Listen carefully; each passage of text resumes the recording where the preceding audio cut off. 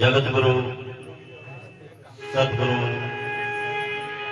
रविदास जी महाराज को वंदनी करता हूं। सदगुरु स्वामी ज्ञान भिक्षुक जी महाराज को वंदनी करता हूं। मेरे रहबर मेरे मालिक सदगुरु स्वामी समनदास जी महाराज को वंदनी करता हूं। विश्वरत्न बाबा साहेब डॉक्टर भीमराव अंबेडकर को नमन करता हूं। तमाम संतों गुरुओं रहबरों को वंदनी करता हूं। आज के इस कार्यक्रम में पहुंचे तमाम संतों को वंदनी करता हूं।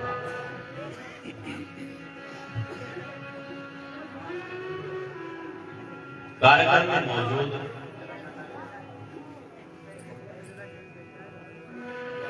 मेरी माताएं बहनें भाई बुजुर्ग युवा साथी साजिद महोदय साउंड ऑपरेटर महोदय और मीडिया बंधु जो कार्यक्रम के प्रसारण को देश दुनिया तक पहुंचाएंगे, आप सभी को भी अभिवादन करता हूं। मेरा अभिवादन स्वीकार कीजिए। सतनाम जी। सतनाम जी। और एक जिन्हें ज्ञान हुआ था छोड़ चले राजधानी। भाई बागो वालों को भी ज्ञान हो रहा है। पिछले कई वर्षों से अभी 2025 चल रहा है।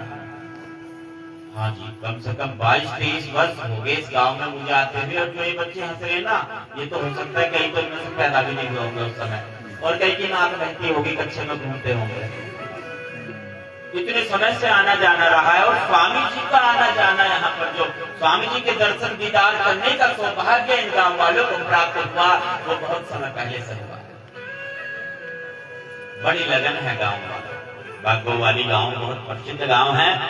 और आज जो आपने गुरु दरबार सजाया है, जिस मनोकामना को लेकर आपने आयोजन किया है, सतगुरु परमात्मा सच्ची बादशाह आपकी मनोकामना पूरी करें। और जो संगत आज गुरु घर में बंदगी करने के लिए आई है, सजदा करने के लिए पहुंची है, जो बंधु सभी के ऊपर सतगुरु परमात्मा की कृपा दया में बनी रही। जिन्हें ज्ञान हुआ था छोड़ चले राजधानी।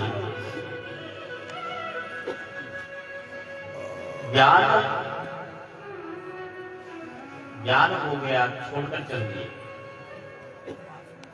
क्या ज्ञान हुआ? राजा ने अपने राजपाट को छोड़ दिया, महल को छोड़ दिया, सब कुछ छोड़ दिया। सतगुरु रविदास जी महाराज अमृतवाणी में बखान करते हैं। सतगुरु रविदास जी महाराज फरमाते हैं, तुम चंदन हम किरंड बापुरे, संग तुम्हारे पास।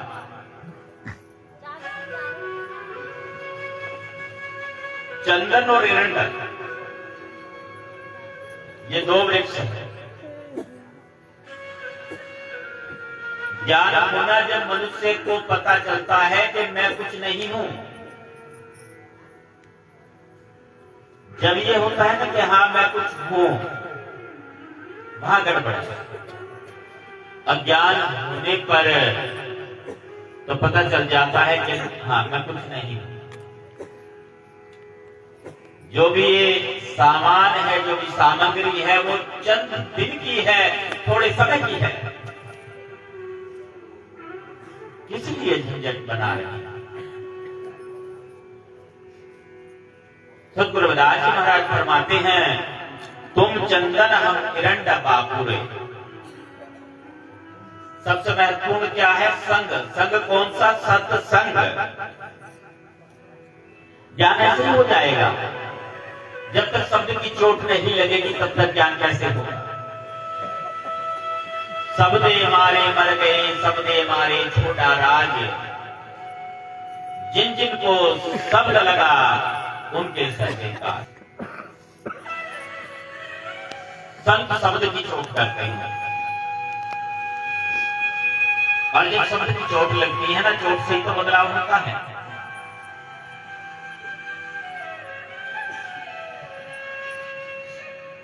और वो कहां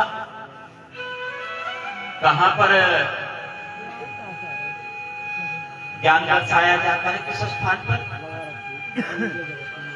और भाव कैसे पैदा होगा। साध संगत बिन भाव न उपजे, भाव बिन भक्त बिना होते। सत्संग की महिमा बताइए संतों ने, गुरुओं ने। सतगुरु स्वामी समंदास जी महाराज पूज्य गुरुदेव 3 चीजें बताते हैं, सत्संग, सेवा और सिमरन। यहां पर सतगुरु रविदास जी महाराज भी फरमाते हैं सत्संग की महिमा के बारे में। संगत का प्रभाव, तुम चंदन हम किरण डब्बा। सत्संग का कितना प्रभाव है, इस बात को थोड़ा सा विराम देते हुए संगत का प्रभाव बताने का प्रयास कर रहा हूं आपको।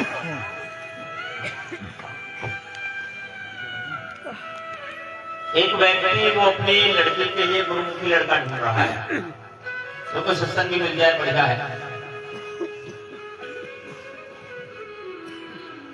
विलंब हो जाता है कई बार इस चक्कर में। पता चल रहा है लड़का तो ठीक है, परिवार में कोई एक कर लेता है, वो करने वाला काम गलत है। संयोग से एक परिवार मिल गया, गुरुमुखी विवाह संपन्न हुआ। पहले दिन तो बहुत सारे लोग जाते हैं ना,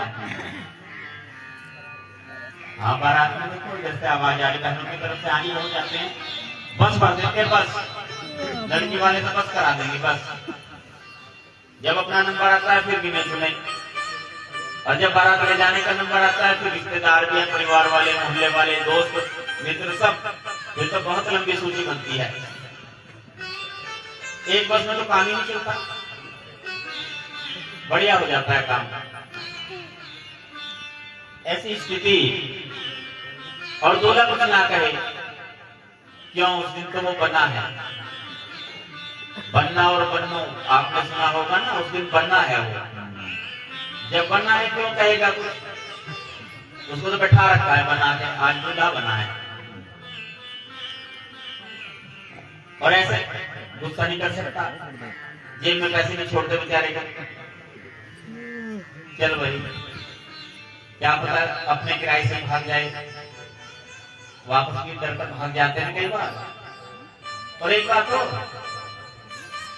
वो जो घुमाते हैं ना घोड़ी पर बैठा कर, ऐसी हालत हो जाती होगी बेचारा कह नहीं सकता, किसी से जिक्र नहीं कर सकता।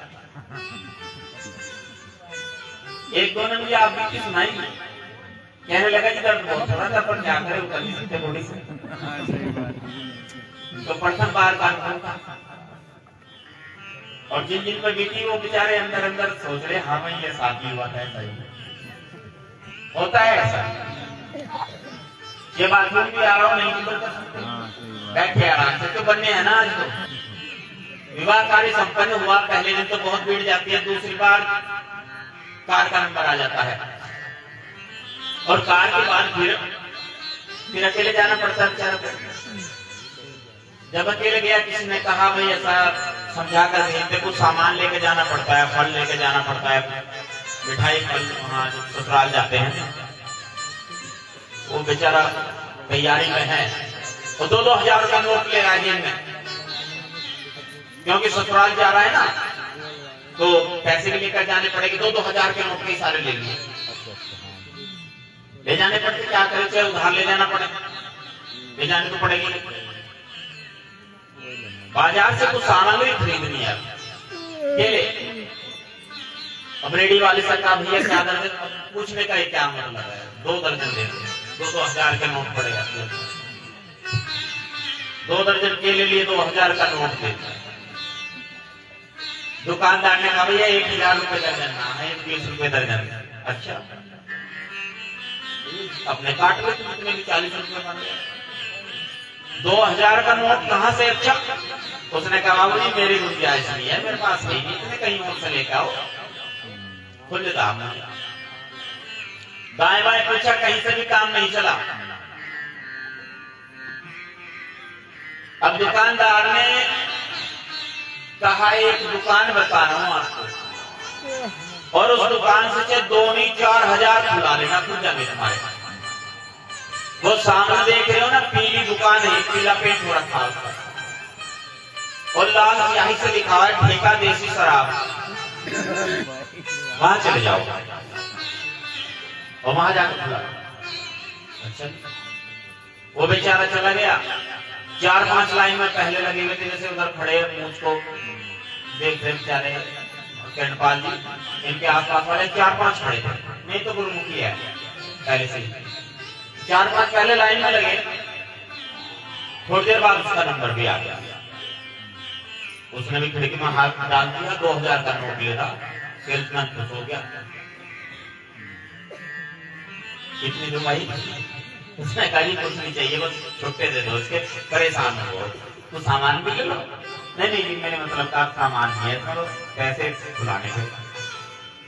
देखिए बड़ा सा काफी हो गए, हाथ में गला फाड़, इधर भी पाए उधर भी पाए, कुछ 10 के थे, कुछ 20 के, 50 के, जो भी सामग्री इकट्ठी थी बढ़ गई। केले उठाए और ससुराल की तरफ प्रस्थान किया। जब तक वो ससुराल पहुंचता, जंगल की आग की तरह वो खबर ससुराल पहुंच गई, फलाने का दामाद बहुत बड़ा बेवड़ा है। गांव के अड्डे से शुरू हो गए और तो 2-2 मिनट में निपटा रहे थे काम, इसमें 15 मिनट में खिड़की छोड़ी। होता है ना कहानी में। अब तक की कहानी में क्या आपने शराब खरीदी थी? क्या शराब पी इसने? स्थान का प्रभाव जगह का प्रभाव है, और जगह के प्रभाव से ही क्या हाल हो गया उसका। ये जो मेहमान है ना भाई, मेहमान, हम सब मेहमान है ना, यहाँ स्थायी निवास नहीं है हमारा। ये किराए का मकान है, अपना नहीं है। और एक दिन इसे छोड़ करके चले जाना। अच्छा, जो मेहमान होते हैं 2 तरह के होते हैं। एक तो होता है चुल्लू और एक होता है उल्लू। चुल्लू तो उसे कहते हैं जिसे चूल्हे के पास बैठा के खिला देते हैं, खाना भी आ जाओ दामाद, यही खा लो, नहीं शादी हुई है कहाँ, थोड़ा सा मक्खन हो पाओ इनको, चलो उसको कहते चुल्लू, चूल्हे के पास बैठा के खिला देते हैं। और उल्लू से कहते जब पुराने हो जाते हैं ना, पुराने हो गए अब तो घेर में खाट गए तो भाई इंतजार कर रहे 4 बजे वाली चाय पीने की, आई नहीं। तो कोई आ गया क्या भाई पानी पिलाने चाय पिलाने के लिए? कोई नहीं आ रहा, इंतजार कर रहे, उल्लू की तरह रखा रहे, कौन सी सब मस्त है। खाना रख करके चले गए, पानी दिया किसी ने, देख रहे उल्लू की तरह पानी भी लेकर आएगा कोई नहीं, क्या करेगा। 2 प्रकार के है ये स्थिति इसकी भी है। जब ये नया होता है ना इसका छोड़ना, तो कितना चाव किया जाता है, खिलाया जाता है, पिलाया जाता है, घुमाया जाता है इसको गोद में उठा कर। और जब ये चोला पुराना होने लगता है ना, फिर क्या स्थिति है सोचते हैं इसको? नहीं, जब उम्र हो जाती है 60, घर के बाहर खाट, फिर घर के बाहर बैठा दो भैया, ये स्थिति है। तुम चंदन हम किरण बापुरे, संग तुम्हारे पास। हे सतगुरु जी, आप चंदन के वृक्ष की भांति हो और हम किरण के वृक्ष की भांति है। अब चंदन और किरण इसके बारे में विचार करेंगे तो ये दोनों वृक्ष का उदाहरण सतगुरु रविदास जी महाराज ने दिया। रहीमन उत्तम प्रकृति का कर्म सतत कुसंग, चंदन विस्मयाप्त नहीं लिपटे रहे कभी चंदन। शीतलता होती है चंदन, और चंदन में जो शीतलता होती है, सतगुरु जी आपकी वाणी में शीतलता, आपकी वाणी मन को तृप्त करने वाली है, शंकाओं का समाधान करने वाली है। और चंदन का वृक्ष हर स्थान पर नहीं मिलता। देखा होगा अपने आपके शहर में, क्या हमारे शहर में, ये मुजफ्फरनगर जिला मेरा अपना जिला है, अपना गांव है, मेरी जन्मभूमि भी मुजफ्फरनगर जिले में ही है। यहाँ आकर तो मुझे बहुत अच्छा लगता है, बड़ा जो है शांति मिलती है मुझे तो यहाँ कहीं आपने देखा हो मुजफ्फरनगर में चंदन का कोई पेड़ आपके आसपास देखा है, दिखाई दिया? कहीं आपने बहुत घूमे फिरे होंगे, चंदन का वृक्ष नजर आया आपको? कोई किसी ने कहा हो ये चंदन है? जैसे आम, अमरूद, केला, पपीता बहुत सारे होते हैं, देखा है कहीं पर? नहीं होता, हर जगह नहीं मिलता है। और देखा है गांव के बाहर कूड़े के पास जहाँ गोबर डालते हैं वहां पर भी खड़ा हो जाता है, वहां पर भी उग जाता है। एरंड जहां तहां उग जाता है, चंदन हर जगह नहीं मिलता। संत जो ढूंढन में चला, संत ना मिलिया एक, लाखों में तो है नहीं कोटि मध्य देख, लाखों में नहीं करोड़ों में।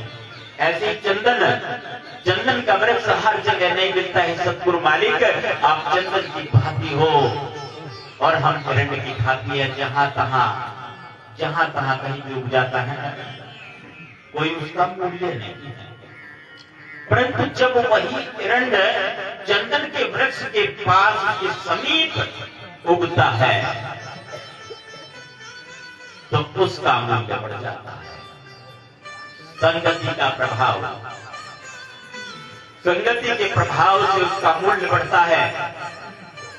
तुम चंदन हम एरंड बापू रे, संग तुम्हारे बासा, नीच रूप ते ऊंच भये, गंध सुगंध निवासा।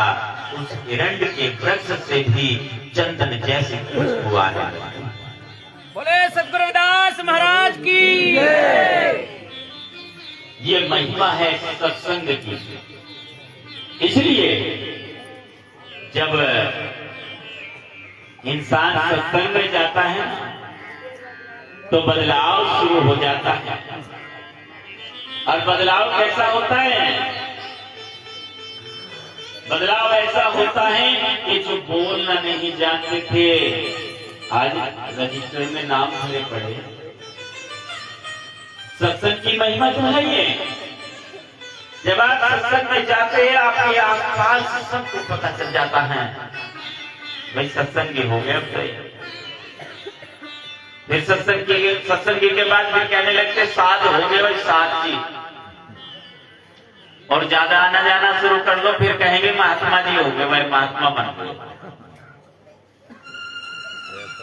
कोई बहन सत्संग में अगर आने जाने लगे, कुछ वाणी साखी, कुछ प्रवचन, कुछ विचार रखने लगे, उसको भी पदवी मिल जाती है। कहते हैं ये मेरा भाई हो, ये मेरा बन गई।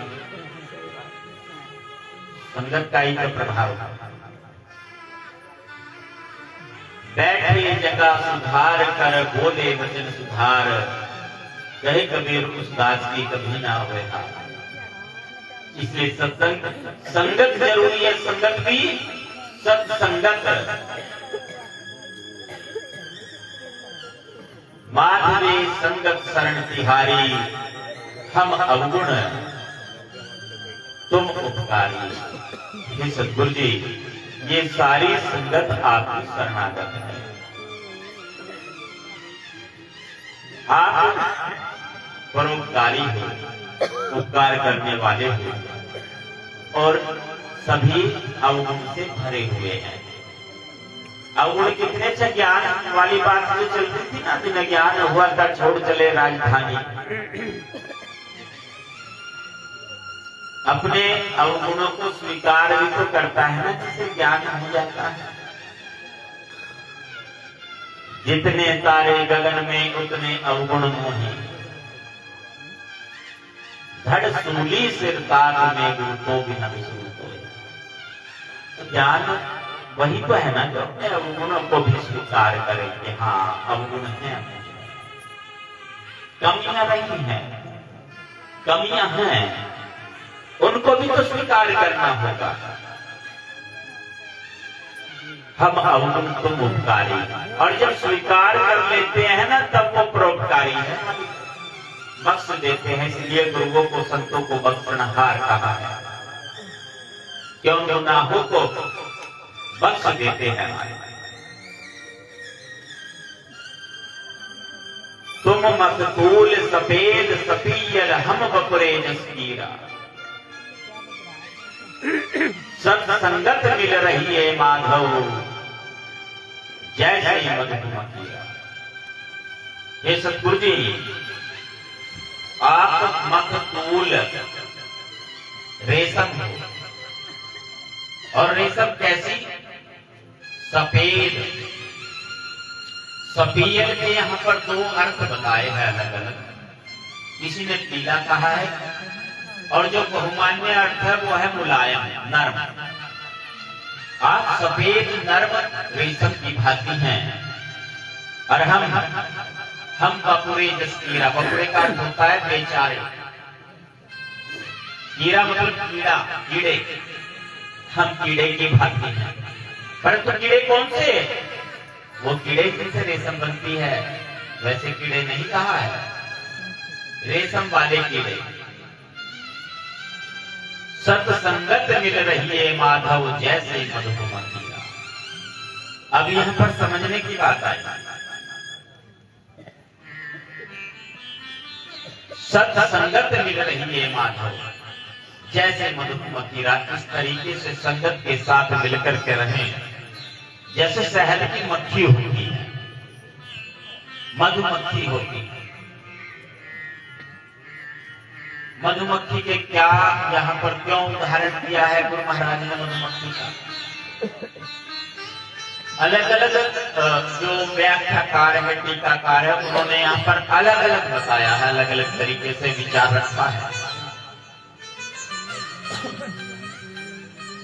2014 में सतगुरु स्वामी समन्दार जी महाराज की कृपा से मुझे सौभाग्य प्राप्त हुआ था गुरु रविदास जी महाराज की वाणियों पर टीका करने का, और अब दोबारा एक संशोधित संस्करण की तैयारी चल रही है। मधुमक्खी का उदाहरण क्यों दिया गुरु महाराज ने? मधुमक्खी के कुछ गुण होते हैं। जैसे मधुमक्खी फूल पर बैठकर उससे शहद बनाती है। गुरु रविदास जी महाराज फरमाते हैं कि आप भी परिश्रम करें। रविदास शर्म कर खाइए जो लोग पार बसाए, नेक कमाई मानुष की कभी न निष्फल जाए। आप परिश्रम करें, मेहनत करें, और जो आपका परिश्रम है, मेहनत है, वो फलीभूत जरूर होगा। मधुमक्खी का एक जो गुण है, और दूसरा गुण क्या? मधुमक्खी अनुशासन में रहती है, अपने अपने काम उन्होंने बांट रखे हैं। एक होती है रानी मक्खी, सारी की सारी मक्खियां रानी मक्खी के पीछे होती है। शहद बनाने वाली मक्खी अलग होती है, छत्ता बनाने वाली मक्खी अलग होती है। जो शिशु है, छोटे बच्चे हैं, उनका पालन पोषण करने वाली मक्खी अलग होती हैं, सैनिक मक्खी अलग होती हैं, और वो सब की सब रहती है एक छत्ते में, देखने में एक जैसी लगती है।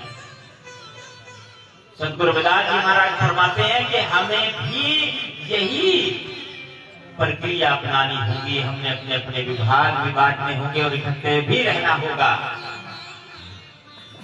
अभी आप विचार करें कि आज कितने वक्ता नहीं होंगे, 2 पेज होंगे कनिष्ठ,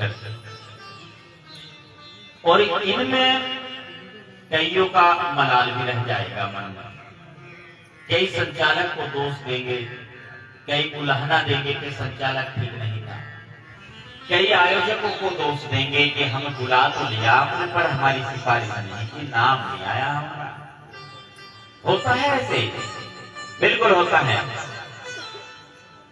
हमने विभाग नहीं बांटे अपने। हमने नहीं सोचा कि जो अनुशासन में कार्यक्रम चल रहा है चलने दें बिल्कुल। हमने नहीं सोचा कि वही गुरु महाराज का गुणगान मैं कर रहा हूं, वो मेरा भाई कर रहा है या नहीं कर रही है, वही विचार चल रहा है। हमने सुनने का प्रयास नहीं किया। कहे रविदास सुनहु रे संतो, हरि जीवते सबे सर। सतगुरु रविदास जी महाराज फरमाते हैं कि जो सुनने वाला है वो भी श्रेष्ठ होता है।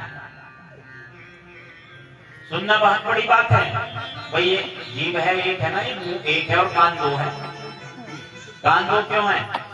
कान दो इसलिए है कि ज्यादा सुने, बोलने से ज्यादा सुने, इस हिसाब से मालिक ने किया।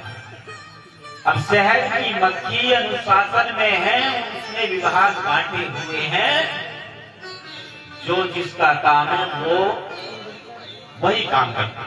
शहद बनाने वाली मक्खी शहद बनाएगी, छत्ता बनाने वाली मक्खी छत्ता बनाएगी, और जो सैनिक मक्खी है वो सैनिक का काम करेगी। एक बार जयकारा बुलंद करेंगे। जो बोले सो निर्भय। सतगुरुदास जी महाराज की, सतगुरु स्वामी समरदास जी महाराज की। एक बार समस्या हो जाती है, दूसरा कहने लगे भाई तेरा नंबर नहीं आया, उंगली लगा दी, मुखिया तुझे बनना था, तो क्या हो जाएगा? गड़बड़ हो जाएगी वहां। एक मिनट में आपको छोटी सी कहानी सुना रहा हूं। एक गांव में दो भाई, एक बड़ा भाई एक छोटा भाई। बड़ा भाई वो मुखिया है और वो बैठा है अपना कपड़े धुल करके पहनता है, नया कपड़ा पहनता है, और छोटा भाई वो खेत में आना जाना है। किसी ने सीख दी उसको, छोटे वाले सारी उम्र यही बैठा रहेगा, क्या गड़ गए, तेरा नंबर नहीं आएगा भाई, तेरा भी तो नंबर आना चाहिए, ऐसा तुझे भी मुखिया बनना चाहिए, काम वो भी तो कर सकता है। सीख बड़ी संसार में, देखी काम बिगाड़, और सके भाई मैं करा देती क्षण भर में राड़। उसने कहा ठीक है। अब जो कस्सी था फावड़ा बलगटी क्रांति, वो ले जाकर के बड़े भाई के सामने रख दिया, भाई साहब आप संभालो इसे, और मुखिया मुझे भी बन जान दो थोड़े बहुत दिन के लिए। उसने कहा ठीक है, समझ में आ गया, भाई को विद्वान था, बात समझ में आ गया, ऐसे ऐसे मामला होगा, कोई बात नहीं है, चलो हम देख लेंगे खेत का काम। छोटा भाई मुखिया बन गया, बड़ा सोचता है मेरा भाई तो है, कोई दिक्कत नहीं है, सिखा रहा हूं ना इसको भी। अब नया नया मुखिया बना तो घूमनेगा भी, घूमना भी तो पड़ता है ना फिर। अब की बार टूरिस्ट सरकार तो घूमना पड़ेगा। घूमने के लिए निकल पड़ा। एक बाबा जी की कुटिया, और बाबा जी वहां से किसी को जाने नहीं देते बिना खाना खिलाए, और जो रात को ठहरेगा उसको बाबा जी की बात माननी पड़ेगी। रात हो गई, भोजन हुआ, बाबा जी ने कहा एक शर्त की नियम है हमारे यहाँ, या तो आपको कहानी कहनी होगी और या सुननी होगी। उसने कहा बाबा जी मैंने कहानी कही नहीं, मैं सुनता ही। तो फिर सुनो, यदि नींद आ गई पलक की झपकी, नींद की झपकी आ गई तो तुम्हारा रुपया पैसा कपड़ा सब ले लिया जाएगा। अब रात को कहां जाएगा? कहता है जी मंजूर है। बाबा जी ने कहानी शुरू की, कहानी चलती गई, आधी रात तक तो ठीक ठाक चला सब। आधी रात के बाद भाई को पता नहीं चला, नींद कब आई, और जब सुबह आंख खुली, रुपया पैसा क्या, बस कच्चा बनियान ही था पास में। बड़ा दुख हुआ, क्या कहा, कच्चा बनियान पहने घर वापस आ रहा है लोग कर, और बड़ा भाई बैठा है चबूतरे के ऊपर। देखा जब भाई की ओर, भाई तो भुजा की तरह होता है। कभी भाई का अपमान न करे, छोटा भाई बड़ों का सम्मान करे, और बड़ा छोटे से प्रेम करे। ये होती है भाई की बात। एक कहानी आपको इसमें जुड़ती हुई और सुना रहा हूं जो बहुत आवश्यक है। इस प्रसंग के अनुसार रावण मृत्युशैया पर है और मृत्युशैया पर रावण है और राम भगवान रामचंद्र जी उसको कहते हैं अपने भाई को लक्ष्मण जी को कहते भ्राताश्री आप रावण के पास जाइए और वहां जाकर के आप धर्म की शिक्षा ले नीति की शिक्षा ले। रावण बहुत विद्वान है।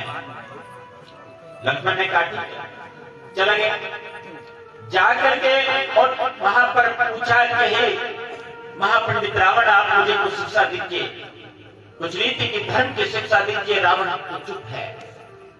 थोड़ी देर खड़े होने के बाद वापस आए कहने लगे भ्राताश्री रावण ने कुछ नहीं कहा। अच्छा किधर खड़े हुए थे तुम? सिर की तरफ। बेटा किसी से कुछ सीखना हो तो चरणों में खड़े होते हैं। रावण विद्वान है। जाओ अब की बार चरणों की तरफ जाकर खड़े हो जाओ। लक्ष्मण जी रावण के चरणों की ओर जाकर खड़े हुए और नीति की बात पूछी। तब रावण ने कहा कि हे लक्ष्मण तुम दो वनवासी हो और मैं शक्ति में तुमसे ज्यादा, बल में तुमसे ज्यादा, धन में तुमसे ज्यादा, विद्या में, विद्वता में, ज्ञान में तुमसे ज्यादा, हर चीज में तुमसे ज्यादा हूं, कई गुना ज्यादा हूं। और जानते हो आज मेरी ये हालत जो हुई है किस वजह से हुई है और तुम्हारी जीत जो हुई है वो किस वजह से हुई है तुम्हें पता है? ये नीति की सबसे बड़ी बात है। बंधुओं सुनने की और समझने की बात है और ये ग्रहण करने की बात है। मेरी ये आज जो हालत हुई है वो किस वजह से हुई है और तुम्हारी जो विजय हुई है वो किस वजह से हुई है, इस पर गौर करना, ध्यान देना। कि इस युद्ध में तुम अपने भाई के साथ खड़े हो। इस युद्ध में तुम अपने भाई के साथ खड़े हो और इस युद्ध में मेरा भाई तुम्हारे साथ खड़ा है। तुम्हारी जीत का कारण ये है कि मेरा भाई मेरे साथ नहीं है। बोले सतगुरु रविदास महाराज की। एक देवता कहते हैं कई साधु और कई प्रचारक कि भाई वो मर जाए जो गैरों से पिटवावे। भाई एक ही लाइन, क्योंकि प्रसंग में एक ही लाइन आई है। भाई तो भुजा के समान होता है ताकत देने वाला। इसलिए जो छोटे हैं वो बड़ों का सम्मान करें और जो बड़े हैं वो छोटों से प्रेम करें। प्रेम दे, छोटों को प्रेम की जरूरत है। तो समझ लो भाई गुरु जी कहते थे घर में ही सत्संग हो गया, बस फिर सत्संग ढूंढने की आवश्यकता नहीं है। घर में ही सत्संग आ गया। और ये जो बड़े छोटे वाला मामला चल रहा है ना, ये बड़े और छोटे वाला मामला भाई भाई पे नहीं, बाप और बेटे पे भी लागू होता है। आपने देखा होगा कई मेरे से कहते हैं गुरु जी लड़का कहना नहीं मानता, लड़का बात नहीं मानता है, लड़का बात सुन ही नहीं रहा। क्यों सुनेगा? वो तो लड़का है, लड़का तो हर काम लड़के करेगा, क्यों सुनेगा? लड़का तो लड़ेगा, तेरे साथ लड़ेगा, मेरे साथ लड़ेगा, भाई के साथ लड़ेगा, बहन के साथ लड़ेगा, माँ के साथ लड़ेगा, बाप के साथ लड़ेगा, पड़ोसियों के साथ लड़ेगा। बाहर नहीं लड़ेगा। बाहर पता है बाहर जवाब मिल जाएगा, बाहर क्यों लड़ेगा? बच्चा है जी घर में आकर के तो ये बस गड़बड़ हो जाता है, चिड़चिड़ा हो जाता है, लड़ता है। बाहर ठीक रहता है जब तक बाहर रहता है। क्या मामला है? बाहर घूमता है, बाहर ठीक रहता है। इस बात को थोड़ा सा समझेंगे। जो बच्चा है कहीं ना कहीं गड़बड़ है, संस्कार में, परवरिश में कहीं ना कहीं गड़बड़ है। कहते हैं जब वो जूता आने लगे ना, बाप का जूता बेटे के पैर में आने लगे, फिर वो बेटा नहीं रहता। पर वो देरी से हुआ मामला। उसको शुरू से ही दोस्त समझा जाए ना। जब वो दोस्तों में घूम रहा है वो अपनी बात दोस्तों को बताता है, तुम दोस्त बन जाओ उसके, तुम्हें बताएगा वो बात जो उसके दिल में चल रहा है, वो तुम्हें भी बताएगा। यदि तुम उसके दोस्त बनोगे और यदि तुम उसके दोस्त नहीं बनोगे वो तुम्हें कुछ नहीं बताएगा। जब तुम्हारा ईगो अंदर रहेगा कि तुम बाप हो, बाप हो, बाप हो, तो वो फिर तुम्हें कुछ बताने वाला नहीं है। इसलिए जो बाप बन चुके हैं, चाहे उनके बच्चे छोटे हैं चाहे बड़े हैं, वो इस बात को गांठ बांध ले, समय बदल रहा है, परिवर्तनशील है, बहुत तेजी से बदलाव हो रहा है। वो बच्चों के साथ दोस्तों जैसा व्यवहार करें, बच्चों के साथ मित्र जैसा व्यवहार करें और उनको संस्कार दें, संस्कार दे करके सही हिसाब से उनको लेकर के चले, उनकी परवरिश करे। यही तो बचत है आज के समय की। गुरु महाराज यही तो सिखा रहे हैं, नहीं तो फिर वो गलत रास्ते पे चलने लगते हैं, गलत टोक देनी है। शुरू में बच्चा घर से बाहर गया, उसको टोका नहीं, रोक टोक नहीं की, दूसरे दिन गया रोक टोक नहीं की और माँ ने उसको पर्दा डाल दिया, हाँ चल है ममता का क्या करे, मेरा बेटा है आजा। अगर बाप थोड़ा बहुत डांटने की कोशिश करेगा तो माँ ने उसको छिपा लिया, मेरा बेटा। माँ छिपा रही है, अगर बच्चे की गलती को माँ छिपा रही है, वो बहुत बड़ी भूल कर रही है। दोनों बात जरूरी है। लाड़ प्यार इतना करो कि अपना कलेजा निकाल के दे दो और ताड़न भी इतना करो, ताड़ो भी इतना, मित्र और दुश्मन दोनों बनकर के रहो। उसके यदि भविष्य को संवारना चाहते हो तो अपने सीने पर पत्थर भी रखना पड़ेगा। अभी बाणी गई थी भाई, चल रही थी ना बाणी कि जिन्हें ज्ञान हुआ था छोड़ चले राजधानी, ज्ञान हुआ था मोड़ ध्वज को सुन संतों की वाणी, और सुख अपने पे धर दिया आरा खींचे राजा रानी। अपने लड़के पर आरा रख दिया। आरा रखने का अर्थ क्या है? काटना नहीं है यहाँ पर, ये आरा रख दिया। वो जो अपने अंदर का, अपने हृदय का दर्द है वो खत्म कर लिया, जो मोह है मोह खत्म कर लिया। और मोह खत्म करने के बाद यदि मोह जागृत रहा, मोह जागता रहा और औलाद की गलतियों पर पर्दा डालते रहे तो गड़बड़ हो जाएगा।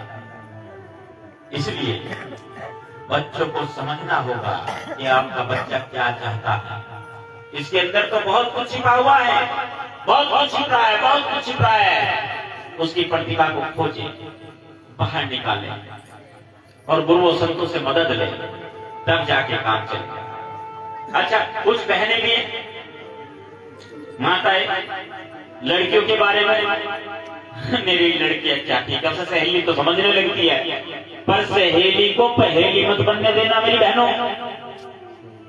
अगर पहेली बन गई गलत हो जाएगा काम। ये मोबाइल है, खतरनाक भी है, फायदेमंद भी है। यदि आपका बच्चा एकांतवास करने लगा, चाहे वो लड़का है चाहे लड़की है, तो अलर्ट हो जाना, आप सावधान हो जाना। आप चेक करें उसको, आप देखें कि आपका बच्चा एकांत में क्या कर रहा है, अकेले में क्या कर रहा है। आपको अधिकार है इस बात का। और यदि आपने शुरुआत से नहीं किया ना तो फिर मामला गड़बड़ है। दोस्त बनने का मतलब यह है कि पर्दा खत्म है। बाप बेटा दोस्त बने, माँ बेटी सहेली बने। सहेली और दोस्त का मतलब है पर्दा खत्म है। वो किससे बात कर रहा है, कहाँ आ रहा है, कहाँ जा रहा है, वो लड़की किससे बात कर रही है, कहाँ आ रही है, क्या जा रही है, मोबाइल में क्या देख रहे हैं, पासवर्ड तक आपको पता होना चाहिए। तब आप अपने बेटे के दोस्त का हितैषी है, तब आप अपनी बेटी की सहेली है, उसकी हितैषी है, उसका भला चाहने वाले हैं, तो ठीक हो जाएगा काम। नहीं तो फिर मामला गड़बड़ है। चोर को फांसी की सजा हो गई, उससे आखिरी इच्छा पूछी गई, आपकी आखिरी इच्छा क्या? उसने कहा अपनी मां से मिलना चाहूंगा। अच्छा, आखिरी इच्छा तो सबकी पूरी होगी, मां को बुला लिया। मां को बुलाया गया, हाँ बेटा। कहता मां कान में तेरे बात कहूंगा, एक बहुत जरूरी बात है, कान की बात है, कान इधर ला। मां कान आगे किया, माने तो चोर ने मां का कान काट लिया दांत से। मां तो चीखने चिल्लाने लगी, नालायक, मैंने तुझे जन्म दिया, तूने गलत किया, गलत किया, गलत किया। सिपाही आ गया, ऐसा कोई करता है कि तूने अपनी मां का कान काट दिया? उसने कहा कान इसलिए काटा मां का, जब मैंने पहली गलती की तो मेरी मां ने मुझे आंचल में छुपा लिया। बोलो सतगुरु महाराज की। जैसे ये अब डांट रही है मुझे, यदि पहली गलती पर मुझे डांटती, पहली गलती पर मुझे टोकती, पहली गलती पर मुझे रोकती, तो आज मैं जेल के अंदर न रहता, आज मुझे फांसी की सजा ना होती। माँ की बहुत बड़ी भूमिका होती है, बहुत योगदान भी होता है। तो इसलिए ये सारी चीजें, सारी बातें जरूरी है। अब भाई ने देखा भाई को कच्चा बनियान में सामने से आ रहा है। बोले तो नहीं कहानी जो चल रही थी वो कच्चा बनियान वाली, चौधरी मुखिया वाली। अब बाबा जी ने तो रुपया पैसा कपड़े सब ले लिए थे और छोटा भाई कच्चा बनियान में है, वो अपने घर वापस आ रहा है। बड़े भाई ने चबूतरे पर बैठे हुए देखा कि मेरा भाई सामने से आ रहा है, ऐसे नग्न अवस्था में कच्चा बनियान में आ रहा है, और दिल पे बड़ा जोर पड़ा। सारी स्थिति समझ में आ गई क्या घटना हुई होगी। कहता छोटे कोई बात नहीं, तू बैठ यहाँ मैं देखता हूँ। बता दे किधर गया था। उधर गया था एक बाबा जी की कुटिया, कोई दिक्कत नहीं, अब मैं संभाल लूंगा अपने आप। चला गया बड़े वाला उधर, झांक पड़ा कुटिया में, गए बाबा जी हो क्या अंदर? हाँ जी है। आज यही ठहरूंगा, कुछ बना लोगे? बाबा जी ने सोचा भाई ये तो अपने आप ही कह रहा है, कोई बात नहीं ठहर जाओ। भोजन भंडारा हो गया। तुम्हें यहाँ के नियम का पता है वाले? ये बता दो जी। या तो कथा कहनी होगी और या फिर हुंगारा देना होगा। क्या करोगे? उसने कहा जी मैं तो कथा कहूंगा, हुंगारा आप देना।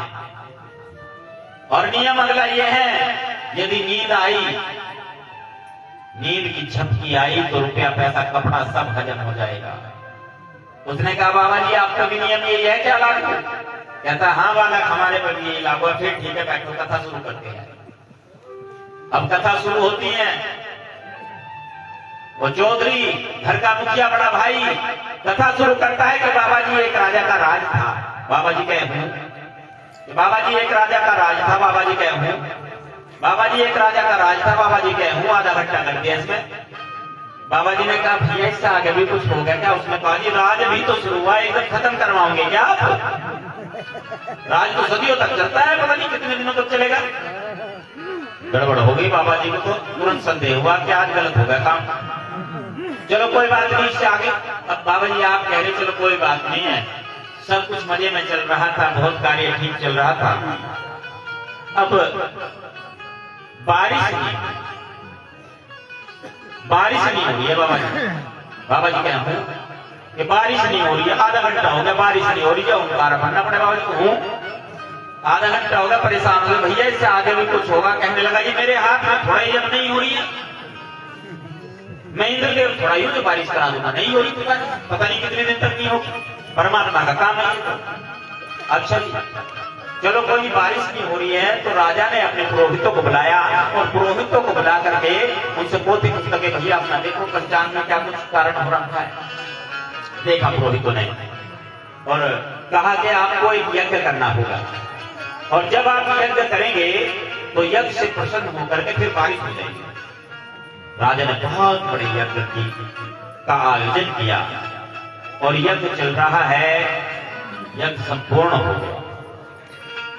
अब बारिश शुरू होती है और बारिश पड़ रही है। बाबा जी के हूँ कि बारिश पड़ रही है कि हूँ, बारिश पड़ रही है हूँ, बारिश पड़ रही है हूँ। आधा घंटा हो गया। बाबा जी ने कहा भैया इससे आगे कि मेरे हाथ में थोड़ा ही है, पहले तो बारिश बहुत दिन तक चलती रहती थी, क्या बता दिन तक चलेगी। कोई बात नहीं है। अब बारिश चलो कोई बात नहीं जी, बारिश रुकी पर जल थलेग हो गया। राजा ने कहा प्रजा बहुत दुखी है, परेशान है, एक काम करते हैं बहुत बड़ा महल बनवाते हैं और उस महल में जितने भी मेरी प्रजा है सभी इस महल में सबको रखेंगे तो सुरक्षा रहेगी। महल बन रहा है बहुत बड़ा, काम चल रहा है जी, महल बन रहा है। परेशान हो गया, आधा घंटा हो गया, मुंह करनी पड़ी, हुंकारा भरना पड़ा, क्या करना मजबूरी हो। बाबा जी बहुत बड़ा महल बनकर के तैयार हो गया। अब सभी प्रजा जो भी है जीव जंतु सब आने हैं उस महल में, और सबसे पहले सबसे छोटा जीव आएगा और जो सबसे छोटा उनसे दृष्टि गोचर हो रहा है चींटी कहते हैं उसे, कहते चींटी है। अब चींटी को गांव की भाषा में कहते कीड़ी। कहते भैया पहले इनका नंबर दो, कीड़ी आन दो, पता नहीं कितनी होगी कीड़ी है, बहुत होगी ना, लाल भी है, काली भी है, उससे मोटी भी है, बहुत तरह की है। तो पहले कीड़ियों का नंबर लिया कि चल कीड़ी बड़ी कीड़ी। बाबा जी कहे हूँ, चल कीड़ी बड़ी कीड़ी। बाबा जी कहे हूँ। चल के बड़गड़ी चल के बड़गड़ी चल के बड़गड़ी चल के बड़गड़ी चल के बड़गड़ी हूँ बाबा जी थक गए। कहने लगे भैया इससे आगे कुछ बता। कहने लगा जी पहले कीड़ी आएगी, फिर बड़ी कीड़ी आएगी, मकोड़े आएंगे, और बहुत देर में आप ही कहते हो, साधु कहते हैं 84 लाख होंगी, तब जाकर के इंसान का, मनुष्य का नंबर आएगा। इसमें तो सदिया बीत जाएगी। महाराज ने कहा जो पहलों का लूट रखा ना वो भी ले लो और बस मेरा पीछा छोड़ो। सत्संगत मिल रही है माधव जैसे मधुप मखीरा। हमें उसका सम्मान करना चाहिए कि हाँ, यदि कुछ गुण है तो उस गुण का यदि सम्मान है तो फिर क्या कहना। और यदि उस गुण के प्रति ईर्ष्या का भाव हो गया तो फिर वे मधुमक्खी वाला उदाहरण में अर्थ हो जाएगा। मिल करके अलग अलग सभी अपने अपने काम को संभाल करके चलेंगे तो क्या कहना। यही परिवार का भी काम होता है। परिवार भी ऐसे ही चलता है कि झाड़ू पोछा कोई कर रहा है, बाहर से कमा के कोई लेकर के आ रहा है, बच्चों का कार्य पढ़ने का है वो पढ़ाई कर रहे हैं, सारा कार्य ऐसे ही संभाल करके रखा जाता है परिवार में। सत्संग भी गुरु घर भी ठीक उसी प्रकार से होता है। जाति योची पाति योची योचा कसब हमारा। सतगुरु रविदास जी महाराज फरमाते हैं कि मेरी जो जाति है वो ओछी कहते हैं। ओछी मतलब नीच। और पाति, जात जात में जात है जो केलन में पात। रविदास मनुष्य ना जुड़ सके जो लोग जात पुजात के। जो उपजाति है उसमें भी तो बहुत सारा विभाग करते हैं, वो भी नीच समझी जाती है। ओछा कसब हमारा। कसब कहते हैं कर्म को, धंधे को, रोजगार को। वो भी ओछा ही कहते हैं कि भैया तो जोड़े गंठते हैं। पर गुरु रविदास जी महाराज ने तो हमारी तकदीरें बनाई, तकदीरों को गांठा, उसमें प्रेम का टांका लगाया। उसको भी नीच कहा कि इनका कर्म भी नीच है। अच्छा, जब ब्राह्मण कहने लगे ना कि तुम तो अछूत हो, तब गुरु महाराज उनसे कहते कि अछूत, अच्छा अछूत तुम्हें पता कौन है? अछूत उसे कहते हैं जिसे छुआ ना जा सके। तुम जिसे परमात्मा कहते हो, क्या उसे तुम छू सकते हो? नहीं, उसे तुम छू नहीं सकते। तो वो अछूत है कि नहीं है? कहते हाँ अछूत है। तो आज के समय में कोई अछूत नहीं है। ब्राह्मणों के भी अंतर्चक्षुत होते। गुरु महाराज ने विप्र प्रधान करे दंडोपी, जो विप्रों के ब्राह्मणों के प्रधान थे उन्होंने भी डंडे की तरह से लेट करके दंडवत प्रणाम किया गुरु रविदास जी महाराज को, विद्वता को देखते हुए। बोले सतगुरु रविदास जी महाराज की, सतगुरु स्वामी समरदास जी महाराज की। जाति ओछी पाति योची योचा कसब हमारा। राजा राम की सेवन कीनी कहे रविदास जमाना। कि हमने उस राम को जाना है जो सब घट में रमा हुआ है। एक राम दशरथ का बेटा, एक राम घट में लेता, एक राम का है जगत पसारा, एक राम सबसे न्यारा। जो सबसे न्यारा है वो राम हमारा है। और जो राजा राम है, राजा वही है जिसने इस राम की परख करनी है, जो सब में बसा हुआ है। तो प्यारी साध संगत जी, सतगुरु रविदास जी महाराज की वाणी का सार सतगुरु स्वामी समरदास जी महाराज ने अपने प्रवचनों में बताया। सत्संग, सेवा, सुमरण। सेवा बहुत जरूरी है। और सेवा यदि आप आश्रम पर भी जाते हो ना, कहीं पर गुरुगद्दी सुकरताल में जाए, गुरुगद्दी ऊन में जाए, किसी भी आश्रम पर आप जाए, प्रतीक्षा ना करें कि कोई हमें कहेगा तब जाकर के हम कुछ करेंगे, तब सेवा करेंगे। ऐसा नहीं होना चाहिए। सेवा तो सबसे आगे, सबसे बड़ी होती है सेवा। सत्संग, सिमरन, ये सतगुरु महाराज ने फरमाया है, बताया। तो चलते चलते एक निमंत्रण आपके लिए, जो संचालक महोदय ने भी आपको निमंत्रण दिया था, मैं उस निमंत्रण को दोहरा रहा हूँ। जो आयोजक कमेटी है, सभी संत महात्माओं को और जितने बंधु भाई बहने यहाँ पर मौजूद है, आप सबके लिए निमंत्रण है। सतगुरु समन्दास जी ध्यान योग आश्रम फरकपुर जगाधरी हरियाणा में 20 मई की रात्रि में एक भव्य सत्संग का आयोजन किया जा रहा है। जैसे पिछले वर्ष का कार्यक्रम बहुत सफल और भव्य रहा, हमारी इतनी तैयारी नहीं थी, हमारा इतना वजूद नहीं था कि कार्यक्रम को भव्य बना सके। आपकी मौजूदगी से वो कार्यक्रम भव्य हुआ। इस बार भी मैं उम्मीद करता हूं आप सभी कार्यक्रम में जरूर पहुंचेंगे और कार्यक्रम में पहुंचकर कार्यक्रम को सुंदर बनाएंगे। तो ये निमंत्रण आप स्वीकार कीजिए। निमंत्रण स्वीकार कर लिया हो तो एक बार हाथ उठा लीजिए जी। बहुत बहुत धन्यवाद। सभी ने पहुंचना है 20 मई की रात्रि में सतगुरु समन्दास जी ध्यान योग आश्रम फरकपुर जगाधरी हरियाणा में। आप सबका इंतजार रहेगा और भाई देखने लायक कार्यक्रम होता है। गुरु महाराज सतगुरु समन्दास जी कहते थे इस बात को कि तू ऐसा करता है प्रोग्राम कि देखने आवे लोग यहाँ। मैंने कहा गुरु जी मेरे बस का कुछ नहीं है, मैं तो कुछ हूं नहीं, मेरे सतगुरु है भरपूर। बस जो करते हो आप ही करते हो, आप ही भव्य बना रहे हो, आप ही बढ़िया बना रहे हो। मुजफ्फरनगर से सीधे ट्रेन जाती है जगाधरी वर्कशॉप और बस वहीं से थोड़ी दूरी पे कार्यक्रम स्थल है आश्रम में गुरु महाराज का। आप सबका बहुत बहुत स्वागत, बहुत बहुत अभिनंदन, बहुत बहुत आभार। जय सतगुरु रविदास जी महाराज, जय सतगुरु ज्ञान विष्णु जी महाराज, जय सतगुरु समन्दास जी महाराज। सभी संतों को बंदगी करते हुए रजा चाहता हूँ जी। सतनाम सतनाम सतनाम। लो जी संचालक।